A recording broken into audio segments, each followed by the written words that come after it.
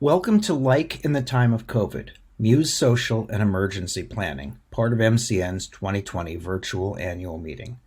I'm Sean Blinn, based in New Jersey, where I manage social media for historic house museums and, as an alumni volunteer, help manage the Johns Hopkins Museum Studies program's social media presence.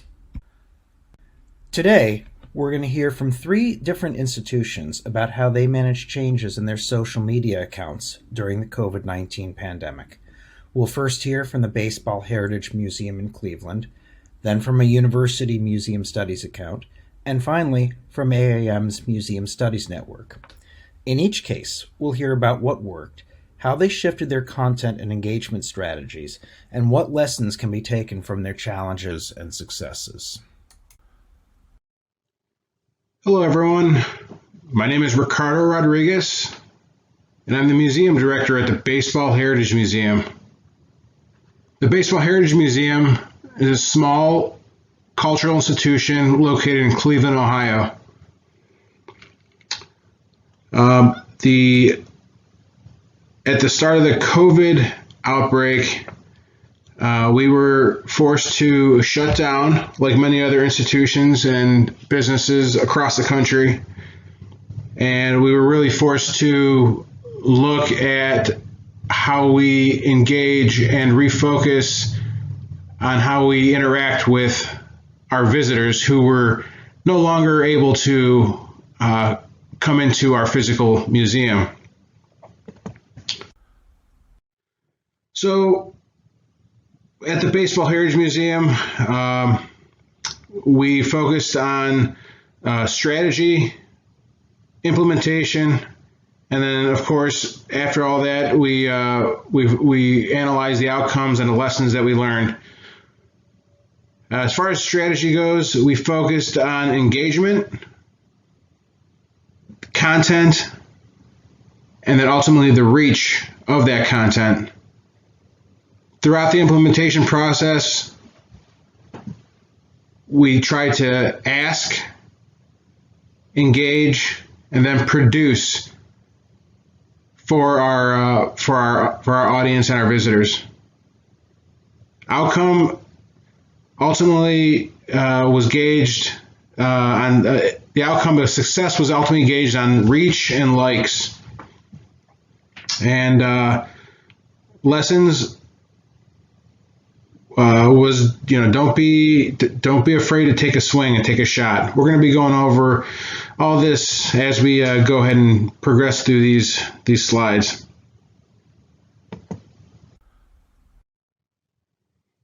So first, we're going to start off with strategy. It was to get our base and beyond our base involved, get our base interacting, and get our base intrigued. By getting our base involved, interacting, and intrigued or interested in our growth and in our social media was very important. Certain ways that we did that were to ask them specifically what they wanted to see. We engaged and asked them specifically how they're dealing with the COVID-19 pandemic, how they were coping, and how they are in general. This is important because we wanted to establish that same sense of community that was lost by them not being able to come into our physical museum. We frequently ask them to participate. The picture you see on the screen here is a video that was produced based off of submissions from our viewers and our subscribers to our Facebook page. We simply asked them to share a fun baseball memory with us on Facebook, since we weren't able to physically be at the museum, and more so, we weren't able to see baseball because baseball was canceled temporarily. The video, that question to our visitors was one of our most engaged posts of the first half of the year. And the video was equally well received. Something else that we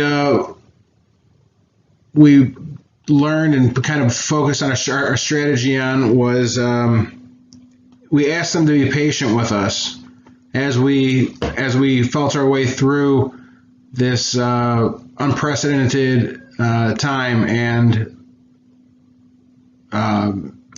walk along with us through our learning curves. And that seemed to kind of break down that barrier and make everyone more comfortable. And everyone in general was pretty understanding of any minor glitches and technical difficulties, because there's sure to be some as you go through in trying to produce online content, especially live content. And getting your viewer base and beyond intrigued is important, and our strategy for that was just to keep our viewers and our followers constantly up to date and looking forward to our next presentation, our next post, our next virtual event. And overall, it seemed to work pretty well, as you'll see in some of the graphs and the data that I have for you.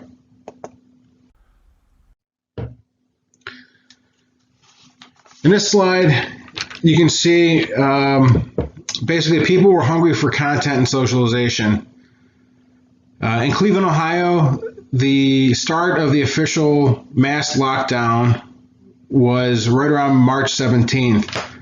And that's when we started with our relentless online campaign, producing content and trying to have daily posts and Facebook engagement. You can see that spike, that initial spike right around March 17th.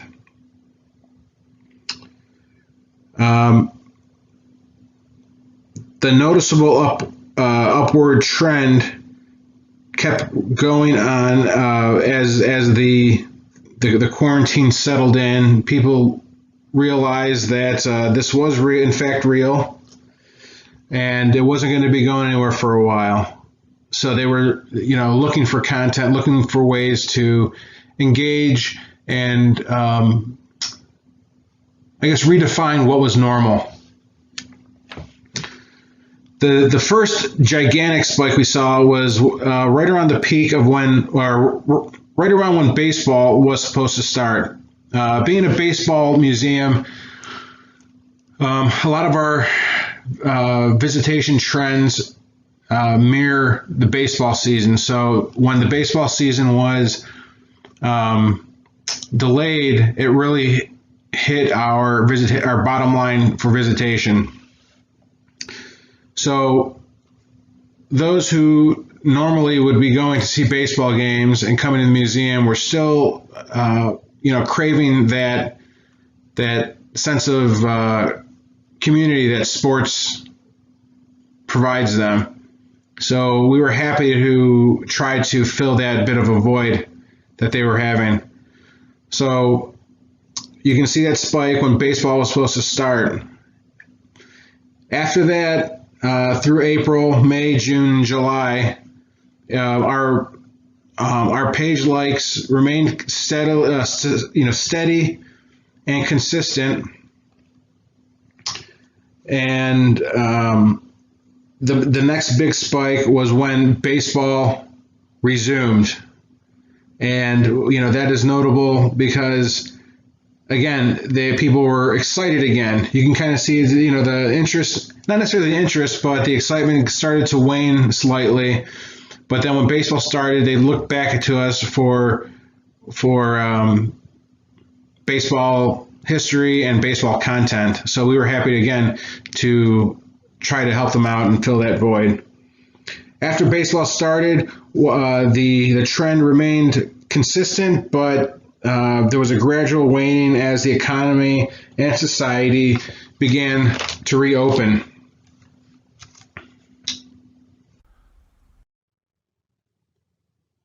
Even though people had a lot of new, unexpected time on their hands, we didn't think there was any need to exploit or waste that time. Just like us at the Baseball Heritage Museum, other institutions and entities were trying to vie for people's attention. So our strategy was to, again, create quality content over the quantity of content, but keeping that content consistent. Our biggest peaks were with big name, local guests, and hot topic presentations.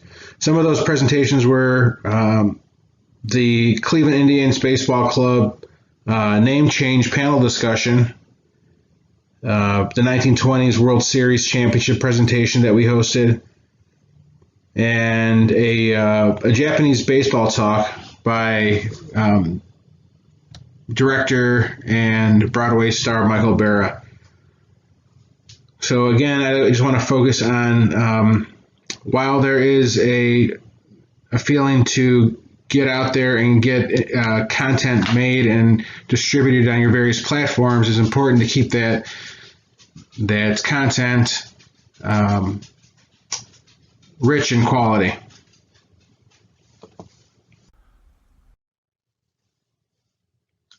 Slow and steady production is rewarded with consistent views. So if you maintain that quality and you're consistent with your content, you're going to go ahead and garner consistent views throughout your through your endeavor. You can see here we maintained a constant uptrend in views with some gradual spikes through for some of the more notable presentations that we had.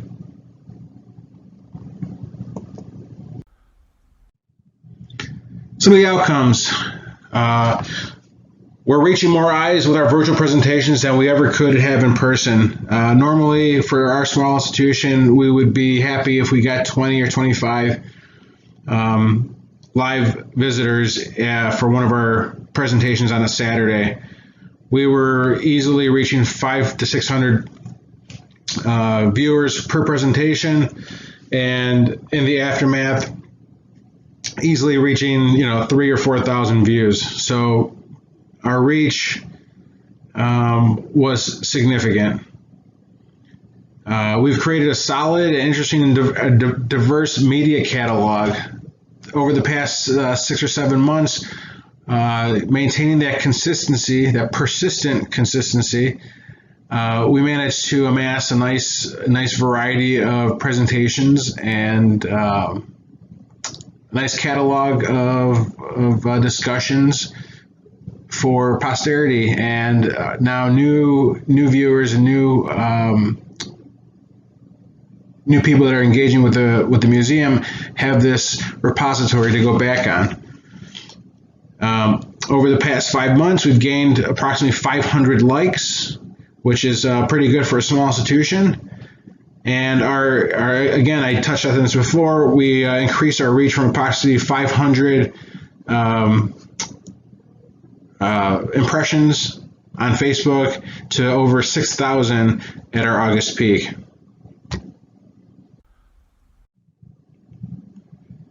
Some of the key point lessons I just want to focus on real quick is that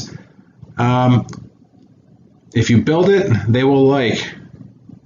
Have some faith, go ahead and try new stuff. Don't be afraid to take a swing.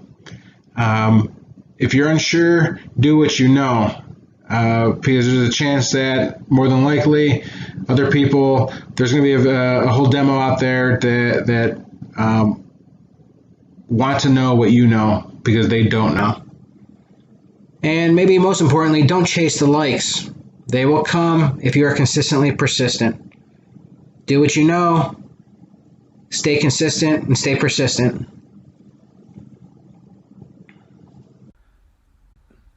The Johns Hopkins Museum Studies Instagram account has been running for several years. We use the standard takeover model, with new hosts each week sharing museum content from their home area or from someplace they travel. Once the shutdown started, it didn't take us long to realize we might not see any new museum content for a while, and we would have to shift things. We put out a call for submissions about people's personal collections to students, alumni, and faculty, and received enough to keep things going for about 2 months. Submissions eventually slowed down, and we had to shift strategy again. We started to focus on murals and street art, which has kept us active since then. Now that museums are reopening, we've also been able to resume a small number of takeovers and share murals from around the world. But to keep the content flowing took major shifts and, frankly, a deep archive of museum photos from a few of us that we were just plain lucky to have. Some good news is that the shift gave us a chance to address contemporary issues in real time. Here we see 2 murals addressing the pandemic and Black Lives Matter. Murals not only kept our account active, they kept it relevant. Of course, none of this was anything we had planned for, or even thought we might need to plan for. Like everyone else, we had plans and experience dealing with temporary and short-term issues. A host cancels here, access problems there, but a months-long break was, to say the least, unexpected.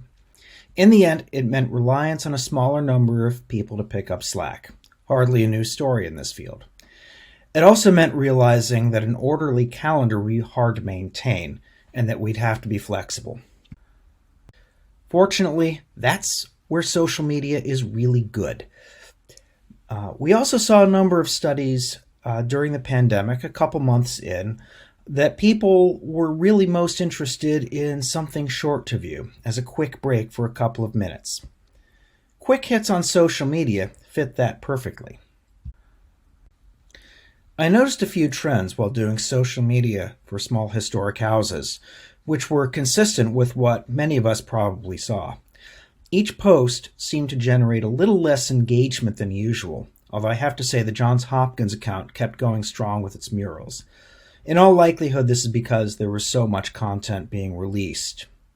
Partnerships was what helped us really break through. The posts that did the best were the ones that were shared by other museums. I did the same with their content. In my own experience, the pandemic was a real boost to historic houses' ability to build those partnerships.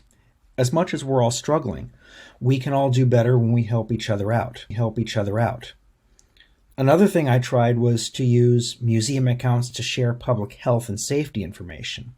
Members of the public may not follow town hall or the local police on social media, but they may follow you. Build ties with government agencies to get the word out, especially to your local audiences. As the crisis deepened, I shared information about local food banks and COVID testing to try to reach anyone in need.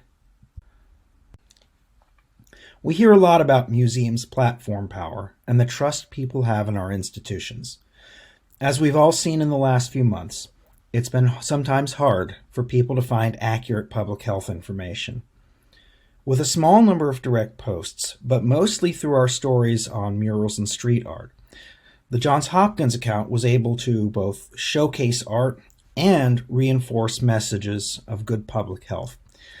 If ever there were a good time to use our institutional trust and goodwill, it's now. We all know that museums can change lives. Through social media, we can help save them as well.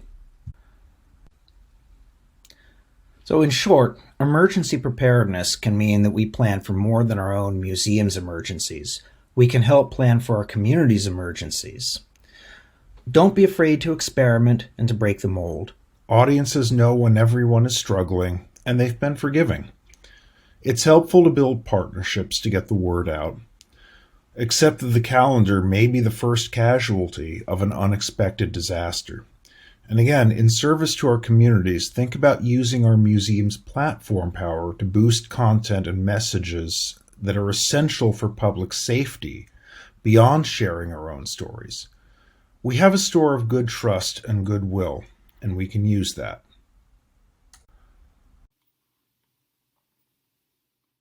Hi, I'm Stephanie Brown, and I am Program Coordinator and full-time faculty in the Johns Hopkins University Master of Arts and Museum Studies program, where I also coordinate internships. I manage social media for the JHU Museum Studies program, and I am the past social media coordinator for the American Alliance of Museums Museum Studies Network. The Museum Studies Network, which some of you may remember as COMPT, the Committee on Museum Professional Training, is part of AAM's Council of Professional Networks. My co-chair, Sarah Chacon, and I had taken office in 2018 with the goal of changing not only the name of the professional network, but also of refreshing the brand. We had recruited new colleagues for the leadership team. We had reintroduced ourselves to colleagues on AAM's other professional networks, with the goal of collaborating and building relationships that would benefit our broader Museum Studies network, students, alums, faculty. One of our goals for the group was for it to be a reliable, trusted source of information, support, and collegiality for the Museum Studies community. Our Facebook page was one part of our overarching strategy to position the Museum Studies network as a trusted, well-informed resource. The MSN social media team was small by any standards. 3 of the leadership team were admins, but only one of us posted regularly. On March 14th, 2020, I posted that after 5 years, our page had reached 900 likes. Not so much, I know, but it was a big event for us. So we celebrated that with a link to the Monterey Bay Aquarium Sea Otter Cam, because who doesn't need some sea otters? So this was a Saturday. By Monday, we were realizing that the world had changed. While there wasn't much we could control, we could contribute a sane, measured, grounded tone. And we could use our Facebook page to support and build our network. Our goal was to share information. It was also to share good news and bad news, to try to keep the page thoughtful, reflective, measured, and above all, friendly and warm. During those first weeks, we wanted to make sure that people who were suddenly managing an altered world felt connected to those who were in the same professional and existential situation. We turned to trusted museum colleagues and museum studies programs around the country, museum organizations, AAM, and trusted media such as the New York Times and Hyperallergic. Articles and links that we posted during those first weeks show the field responding, from concerns about how to respond to COVID, to museum staff layoffs, to calls for a paradigm shift across the museum sector. We shared animal cams, we shared surveys, we shared information about happy hours, coffee clutches, and virtual meetups. And we asked questions. How are you doing? What do you need? We also shared news of our own students and networks activities as well. Our network hosted multiple events last spring, from webinars to happy hours to conference sessions. We partnered with the New York City Museum Educators Roundtable to create an open source list of virtual internships.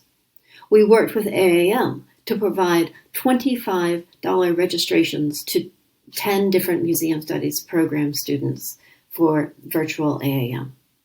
And our Facebook page was central to that effort. We used it to make contacts with colleagues, to ask for feedback, and to publicize events.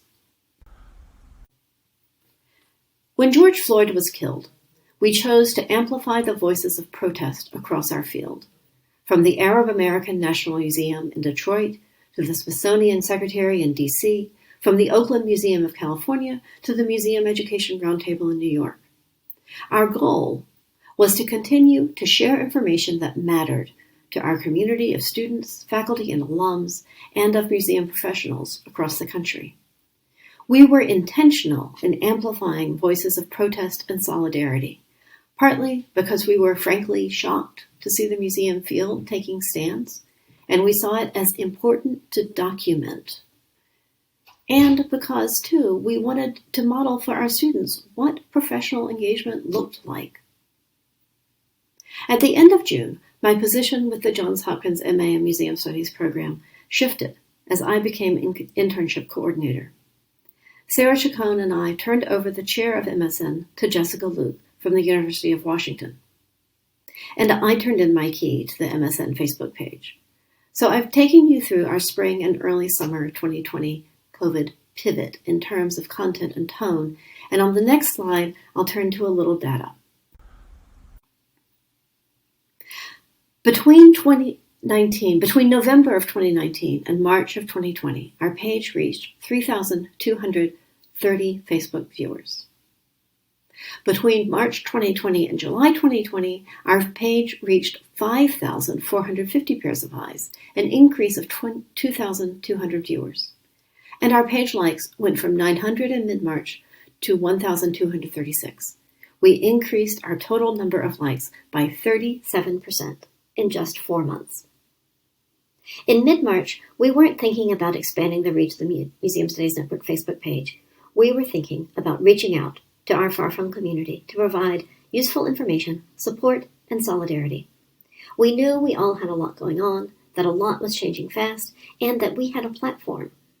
We used that platform to project a voice of calm, ironic, gentle reflection, and we used it to call for support for our colleagues and our communities within and outside of the museum field. The pivot we executed in March allowed MSN to fill a need for professional community in a new and meaningful way. We've looked at 3 different institutions facing 3 different sets of challenges. What do they have in common? Most of all, it's that social media should be part of all of our emergency plans. Community building is important and should be done early, before we have a crisis. After the crisis is over, keep those connections active, because that's how we can keep reaching people who don't normally attend our museums. Think about sharing community updates through our social media channels. This is how we can get the word out about food banks, community support services, or severe weather warnings, or other vital and timely information. Don't be afraid to use your museum's platform power. We've learned that our audiences were forgiving. Everyone's struggling and understands that our content may not be perfect and may not be refreshed every single day. It's important to be flexible. We learned we can't plan for everything. Accept that and be ready to let your plans go. Listen to your audiences and what they're really interested in. And most importantly, and as much as we hear this all the time, it bears repeating, practice self-care. It's okay to pause. It's okay to take a breath. We all know the social media pressures to work all day, every day. Those Saturday night text messages, the constant checking to see how our posts are performing. Take care of yourself so that you can take care of your museum. And here's our contact information in case anybody wants to reach out. I'll pause for a moment for everybody to get a screenshot. And once again, thank you for attending this presentation. We're going to be hosting a live Q&A on November 11 at 3:30 Eastern Time, and we hope to see you there. Thanks.